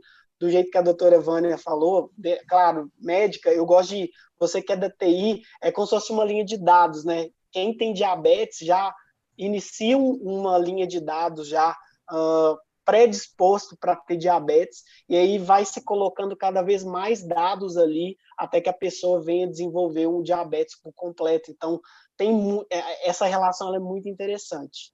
Mas é isso, 2030, Legal. 2050, pelo menos 2030. A previsão, né? Muito 2030. bacana. Espero estar vivo ali para poder ler o cérebro das pessoas aí. Não, esse é outro. Na verdade, já tem gente fazendo isso já, né? Assim, indiretamente, a gente já tem equipamento suficiente, por exemplo, o eye tracking, ele mede os movimentos oculares seu para qualquer produto. Então, dentro do neuromarketing já se fala e já se usa. Então, por exemplo... descobrir o que você está pensando em relação ao que eu te perguntei, né? Sim, não. A gente vai ter um período, como eu falei lá na linha, que vai ter download da mente, transplante de cabeça, assim. Quando isso chegar, com certeza as pessoas já vão conseguir ler as outras.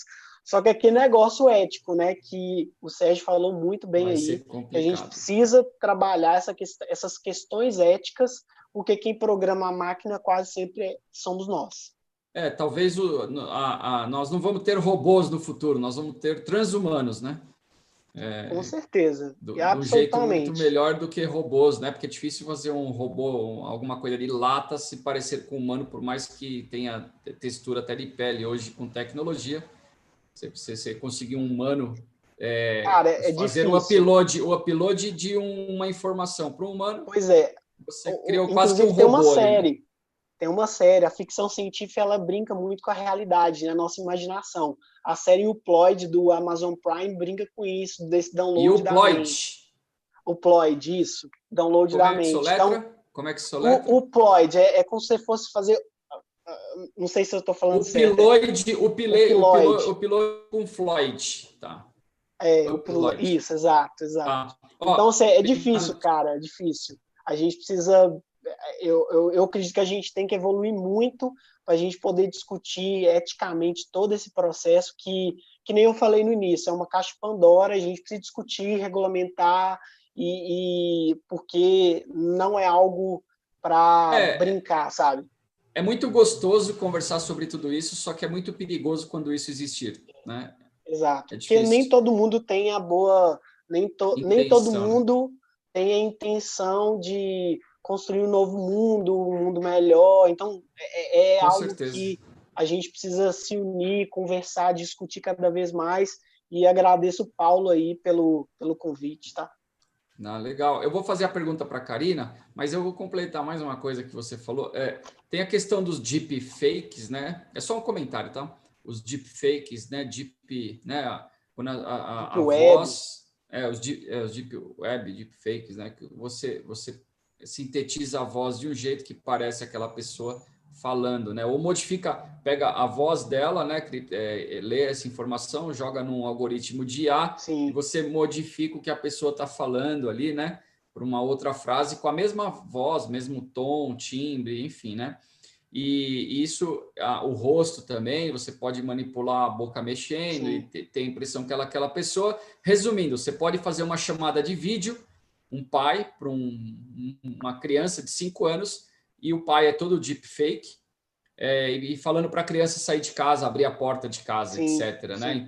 Então, é extremamente perigoso toda essa manipulação que você vou te faz. falar Né? uma coisa mais perigosa ainda do que você falou, cara. Porque, igual, por exemplo, o 23andMe, que é uma startup bilionária, ela é até unicórnio, ela usa os dados e joga num espaço da web que todo mundo pode acessar. Sabe qual que é o perigo?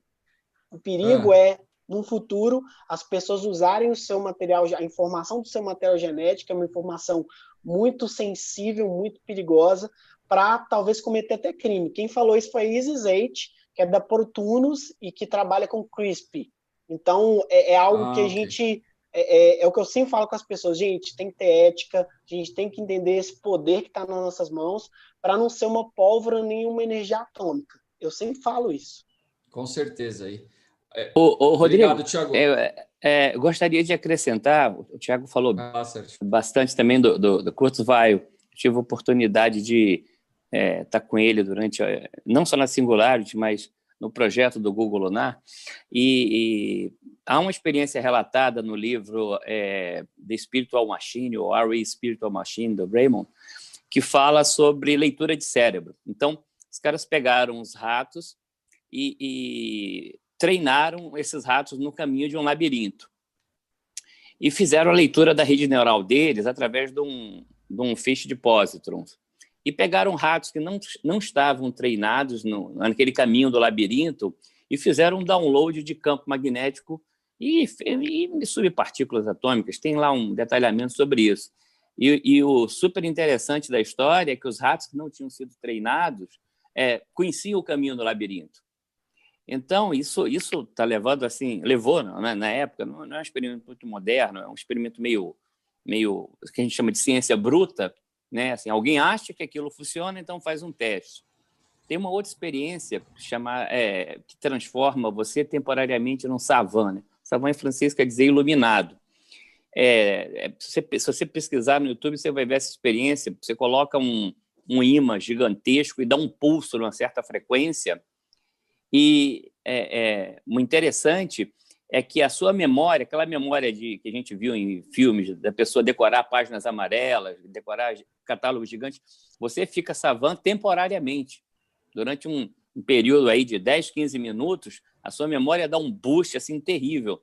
Isso porque esses campos atuam nos neurotransmissores, certo? Não de forma química, mas de forma possivelmente a melhorar a impedância do cérebro, justamente melhorar elétrica, a né? Exato, no nível elétrico. Então, essa parte assim, ela vai dar um salto gigantesco. Mas eu só queria acrescentar um cenário positivo. O Thiago colocou um cenário perigoso, você também, e eu concordo plenamente, porque, aliás, também o que nos atrai no perigo é o desconhecido. Mas, por exemplo, quando você compartilha o seu código genético, você vai chegar numa pizzaria e vai pedir uma pizza de calabresa e a máquina vai dizer, não, você não pode. O teu cartão de crédito não está autorizado a você comprar isso porque o teu colesterol não deixa. A gente chamava isso lá atrás de Internet 3, mas não tenha dúvida que isso vai acontecer. Você vai ter um outro surgimento aí de camada de gestão de saúde pública. Você não pode, assim como você não pode comprar certas coisas, você não pode fazer certas coisas. Aí você vai pedir para o amigo, falar, pede calabresa, aí eu peço para você. A inteligência artificial não deixa. A inteligência artificial vai saber, ela vai aprender rapidinho que você faz isso. Muito bom.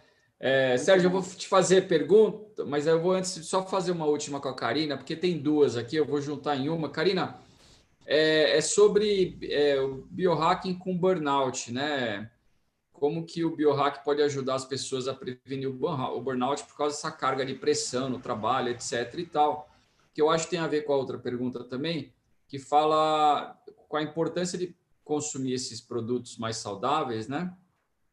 E aí tem esses suplementos alimentares que prometem vitaminas e minerais, né? Capazes de substituir nutrientes que vêm dos alimentos naturais. Mas eu acho que as duas têm a ver, né? A carga de burnout é algo mental, algo que vem do estresse, etc. Mas eu acho que se eu já passei por isso também. Se a alimentação estiver em ordem, se você tiver com o teu organismo como um atleta, você também melhora toda a capacidade, a atividade física ajuda, uma série de coisas, e obviamente que o ambiente, a experiência, como a doutora Vânia colocou, né, tudo que se forma num feto ali, a experiência dele, né, a experiência dos pais ou a experiência da carga genética, né, toda a experiência. Mas, doutora Karina, a pergunta é em relação ao burnout e também a esses suplementos alimentares. O que você coloca? Não sei nem se dá para juntar essas duas perguntas, né? Ok, vamos lá. Eu vou fazer um parênteses aqui para complementar o que o Sérgio falou, que eu acho que eu vou adorar essa questão do cartão aí para os pais. Cada filho ter um cartão, porque, gente, o que nós estamos vendo dessas crianças dentro de consultório com essa questão da pandemia tá uma loucura, né? Então o pai tinha que ter um cartão para cada criança, para realmente esse não pode comer isso e aquilo, e vamos travar, quem sabe assim a cabecinha vira uma chave de que é agora que nós estamos traçando o nosso futuro, é agora que eu preciso cuidar, né? É desse momento da vida, desse início, se nossas crianças vão correr atrás de um grande prejuízo que eles não precisariam passar, porque eles não têm consciência disso, né? Não precisam pagar por isso. Então, seria bem interessante nesse sentido. Bom, é claro que o estresse realmente mexe com a nossa adrenal, mexe com esse eixo hipotalâmico, que a gente acaba produzindo uma quantidade muito maior de cortisol, né? Esse hormônio que cronicamente realmente nos estressa.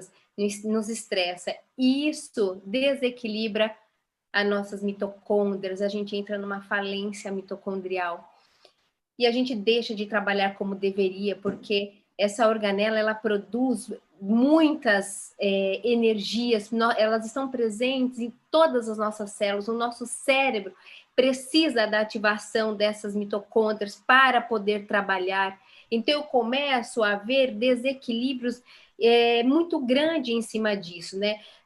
As pessoas estão passando por um processo de estresse, as fases do estresse, e não estão se percebendo, né? E aí entra nessa estafa, no burnout, né? Então, tem muitos sintomas. Eu digo que o corpo conversa com a gente.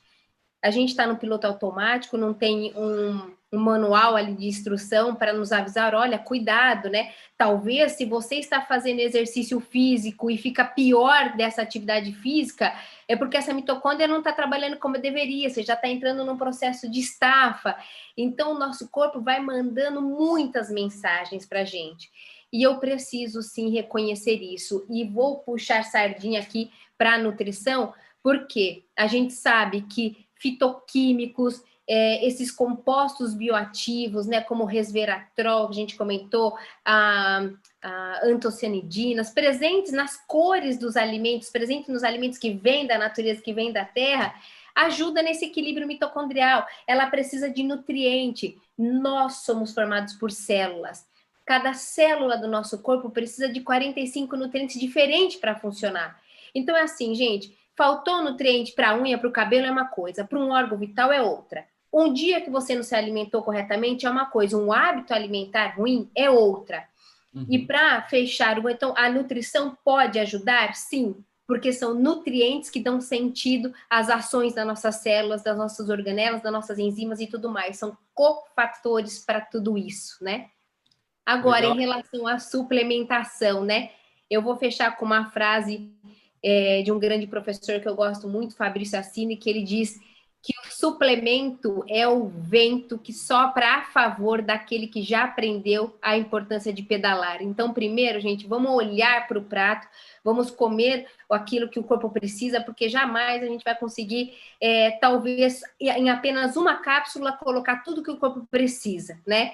E é claro, eu preciso suplementar, sim, porque diante desse mundo que nós estamos, do solo do jeito que está pobre, as pessoas não estão conseguindo, o supermercado, aquele mesmo alimento, a monotonia alimentar, a gente deixou de comer como os nossos avós, que pegava a planta do quintal, né, a punk, planta alimentícia não convencional, tem uma farmácia ali dentro, então às vezes hoje nessa vivência a gente precisa assim de suplementação, né?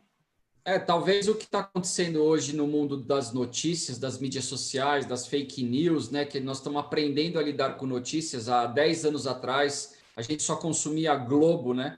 Hoje em dia a Globo deixa de ser protagonista e existe uma infinidade aí de conteúdos em várias mídias sociais, as TVs abertas, todas as TVs a cabo, os veículos todos, os nossos amigos, né? Então, a gente está aprendendo, nós estamos ainda saindo do jardim da infância das mídias sociais, mas a informação já está circulando. Eu acho que com alimento é a mesma coisa. A gente tem ainda uma cultura do que colocaram para a gente comer. A gente tem um prato feito no Brasil, que é feito desta forma para a gente, arroz, feijão e uma carne, uma saladinha. Isso é uma manipulação que foi feita em décadas, né? A feijoada, os pratos da semana nos restaurantes, né? Os fast foods. Em outros países é outra cultura diferente, mas é aquela cultura que também ficou, que não é a cultura mais certa em relação à nutrição. Então, cada país seguiu uma cultura que foi colocada. Eu acho que a gente vai evoluir, como nas mídias sociais hoje, quando a gente recebe uma notícia, a gente checa. Eu acho que nós vamos sentar para comer daqui a 5 anos, por exemplo, não muito distante, né? Nós vamos sentar para comer e quando vier o prato, a gente já vai calcular que tem 430 calorias naquela comida, tem dos 45 nutrientes, tem 28. Então, eu vou pedir um complemento para o garçom, falar, me traz uma pimenta do reino e também um pouquinho de orégano, por favor. E eu vou jogar o orégano não em cima de um queijo ou de uma pizza, eu vou jogar o orégano, de repente, em cima do purê de batata, né? Porque faz bem para o cérebro. A gente talvez chegue, as crianças, os adolescentes, a gente ir para esse caminho aí. Obrigado, Karina.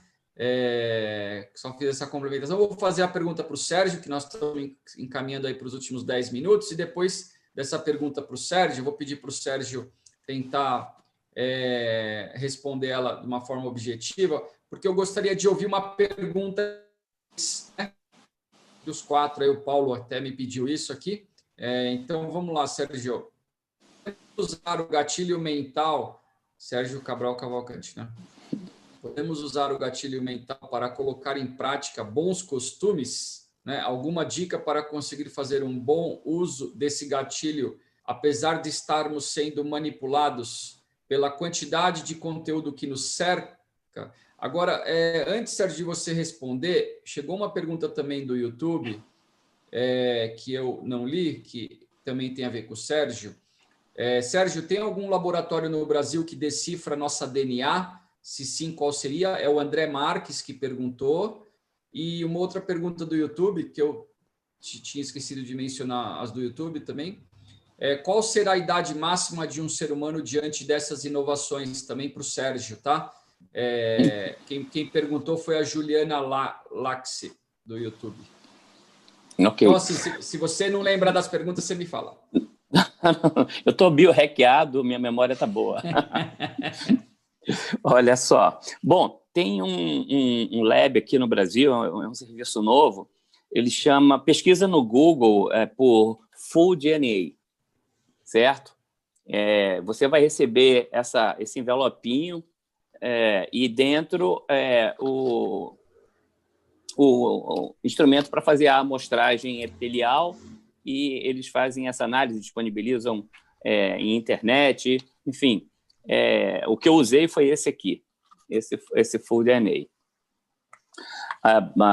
Quanto à pergunta da Juliana. Bom, biblicamente, né, a numerologia da Bíblia nos dá 6 ciclos de 20 anos, certo? Não, se eu não me engano, a Bíblia nos dá 120 anos, lá pelos Salmos, enfim, fixa que a idade máxima do homem na Terra é essa.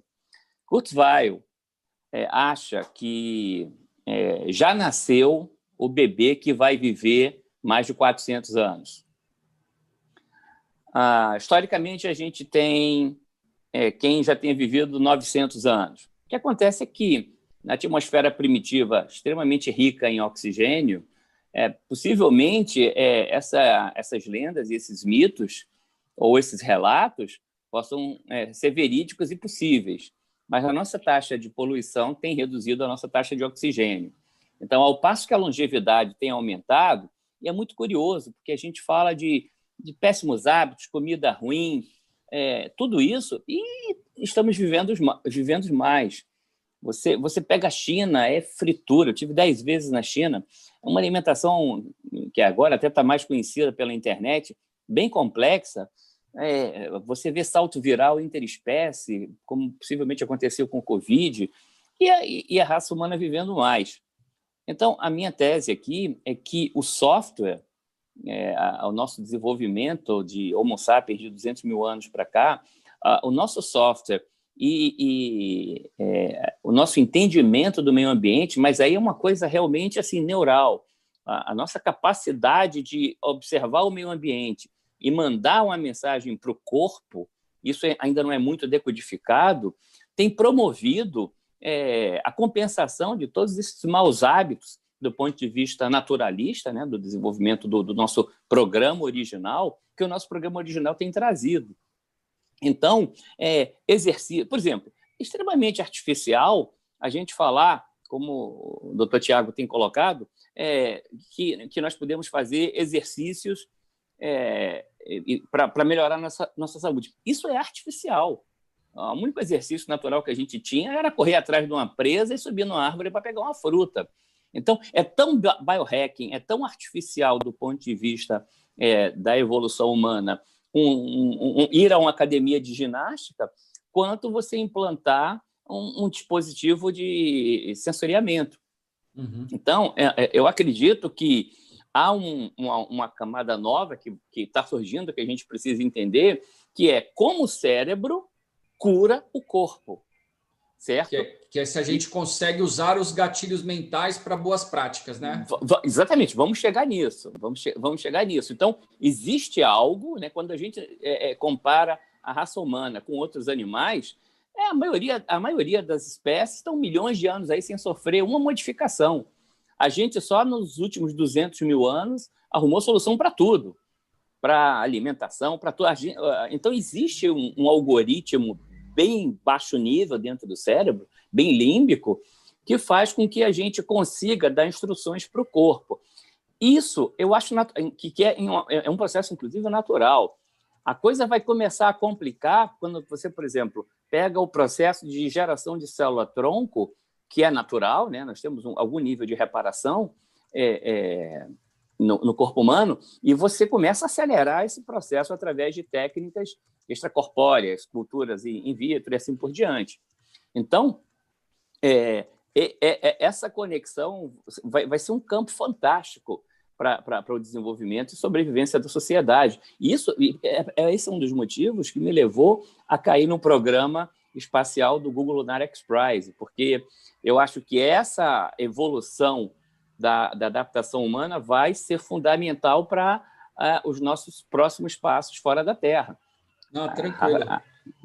Então, é mais ou menos isso. Muito, muito, muito bom, Sérgio. Eu estou meio te cortando porque daqui a 4 minutos, 5 minutos, vai cair, né? Cai o serviço da live, que é o tempo aí, que acho que programa automático, não é nem nós que controlamos isso, é pelo sistema. Agora, deixa eu, de repente, dar tempo de fazer uma pergunta entre vocês, para a gente encerrar essa participação, né, Paulo? Vamos abrir para eles aí? Uma pergunta rápida, objetiva aí. Pode ser uma pergunta geral, né? Não sei. Isso. Eu vou colocar aqui, quem de vocês quer viver 900 anos? Eu não quero. Olha, eu tenho uma reflexão sobre isso, bem rápida para sobrar tempo aí. Eu acredito, é claro que eu penso nisso e acredito que vai ser possível, mas eu acho que você vai ter no futuro o Admirável Mundo Novo de Aldous Huxley, coisa do tipo, um trade-off por causa do limite de recursos da Terra. Não é porque você tem um problema de viver 900 anos, é que você tem uma taxa de recursos disponíveis. Isso é finito, a não ser que a gente crie uma nova tecnologia aí manipulando energia estelar. Mas você vai ter que fazer uma opção, ou seja, ou você vive 900 anos ou tem 2 filhos. Ou você vive 900 anos ou tem 3 filhos. Haverá um trade-off e um limite aí que alguém vai calcular, ou a gente precisa chegar a um consenso, mas não dá para todo mundo viver eternamente, certo? Por si só, a gente sai da categoria de humano para outra categoria, porque não tem recurso. Então, essa conta tem que ser feita. Eu acho que é por aí. Mas eu quero. Karina, Thiago?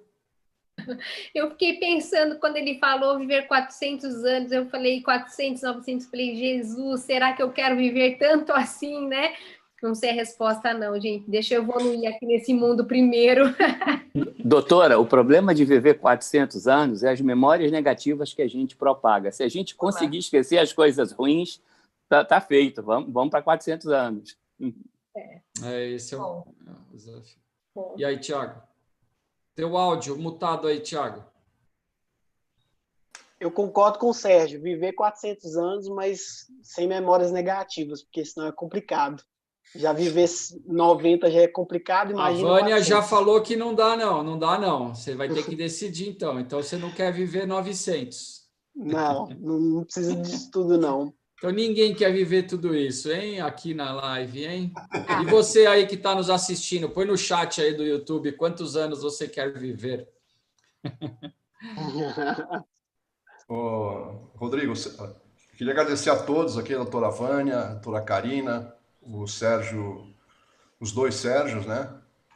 O Tiago, acho que em nome aqui do Esconderijo Criativo, da PS Carneiro Eventos, da agência Coopera, o portal Revista Eventos, agradecer o tempo de vocês e espero que as 250 pessoas que estavam com a gente tenham gostado e espero que todos terminem bem esse ano aí, espero que o próximo seja bem melhor, né? Tá bom? Se alguém quiser falar alguma coisa para se despedir também. Fique à vontade aí. Karina. Eu só agradecer. Agradecer a todos vocês. Obrigado. Obrigado mesmo. Vamos continuar esse diálogo e essa construção. Vamos sim. Isso Sucesso, mesmo. Tiago. Faltou tempo. A gente tem que se encontrar mais. Estava ótimo, foi super proveitoso. Espero que vocês tenham gostado também. Não, muito legal. Assim, tem muita coisa para eu estudar de tudo que eu assisti aqui, viu? De todos vocês, assim. É um aprendizado contínuo. A vida é esse desafio, é um grande aprendizado. Pessoal, estamos juntos até depois do fim. Tá bom, então, ótimo. Obrigada, gente. Gratidão pela oportunidade. Valeu, Tchau, agradeço Karina. aí, Tiago. Tchau, doutora. Tchau, pessoal. E agradeço ao Tiago e à Heloísa também do Esconderijo Criativo, o Tiago Quadros, e ao Sérgio Junqueira, que está aí com a gente nessa organização toda aí. Valeu, pessoal. Tchau, Sérgio. Valeu aí. Tudo de bom.